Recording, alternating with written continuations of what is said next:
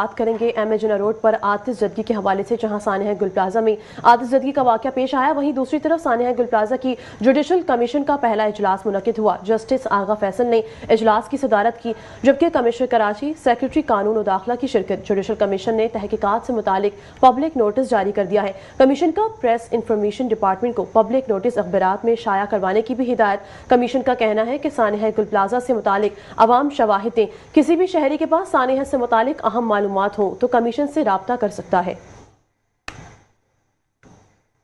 آپ کو بتاتے چلے کہ سانحہ گل پلازا کی جوڈیشل کمیشن کا پہلا اجلاس، جہاں جسٹس آغا فیصل نے اجلاس کی صدارت کی، جبکہ کمشنر کراچی، سیکریٹری قانون و داخلہ کی شرکت۔ جوڈیشل کمیشن نے تحقیقات سے متعلق پبلک نوٹس جاری کر دیا۔